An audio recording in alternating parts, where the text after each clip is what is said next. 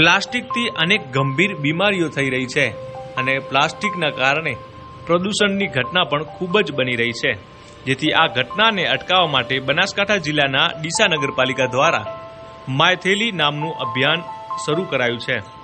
આ અભિયાનમાં ડીસા નગરપાલિકા દ્વારા ડીસા શહેરમાં વસતા લોકો પાસેથી વેસ્ટ કપડાં મંગાવવામાં આવે છે અને તે વેસ્ટ કપડામાંથી બેસ્ટ કાપડની થેલી બનાવી આપવામાં આવી રહી છે અને આ અભિયાન સાથે ડીસા શહેરના અનેક લોકો જોડાઈ રહ્યા છે।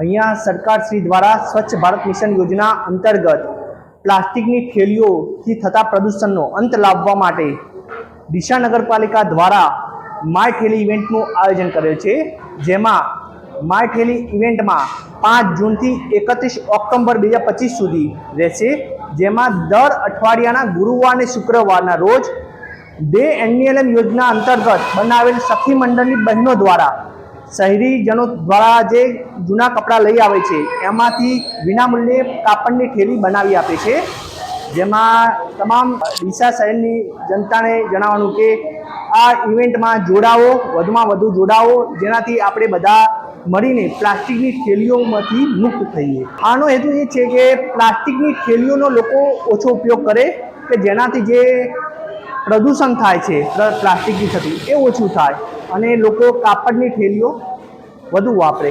આ ઇવેન્ટની અંદર 4 મહિલાઓ જોડાયેલી છે સખી મંડળની અને રોજની કરીબન 75 થી 100 આસપાસની થેલીઓ બનાવે છે અને એ પણ વિનામૂલ્યે આપે છે।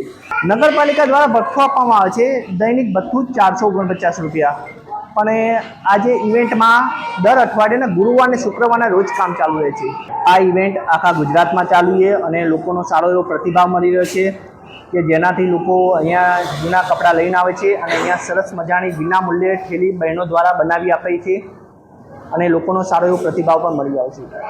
ડીસા નગરપાલિકા શરૂ કરાયેલા આ અભિયાનમાં અત્યારે 4 મહિલાઓ કાપડની થેલી બનાવી રહી છે અને આ મહિલાઓને ડીસા નગરપાલિકા દ્વારા દિવસનું 449 રૂપિયા ભથ્થું આપવામાં આવી રહ્યું છે અને આ મહિલાઓ દિવસની 100 કરતાં વધુ કાપડની થેલી બનાવી રહી છે।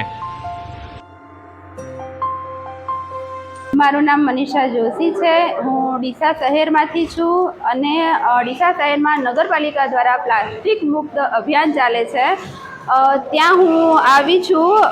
ત્યાં આ રીતે થેલી બનાવી આપવામાં આવે છે, જે હું મારા ઘરેથી વેસ્ટ કાપડ લઈને આવી છું અને મને અહીંયા આવી સરસ થેલી બનાવી આપવામાં આવે છે। તો આપ સૌને રિક્વેસ્ટ છે કે આપ આપના ઘરેથી વેસ્ટ કાપડ લઈને આવો અને અહીંયા આ રીતે થેલી બનાવી આપવામાં આવશે આપને। બનાસકાંઠા જિલ્લાના ડીસા શહેરમાં ડીસા નગરપાલિકા દ્વારા માયથેલી નામનું અભિયાન શરૂ કર્યું છે। આ અભિયાનનો હેતુ ડીસા શહેરને પ્લાસ્ટિક મુક્ત બનાવવાનો છે અને આ અભિયાન સાથે અત્યારે અનેક લોકો જોડાઈ રહ્યા છે અને પોતાના વેસ્ટ કપડાં લઈ કાપડની બેસ્ટ થેલી મેળવી રહ્યા છે।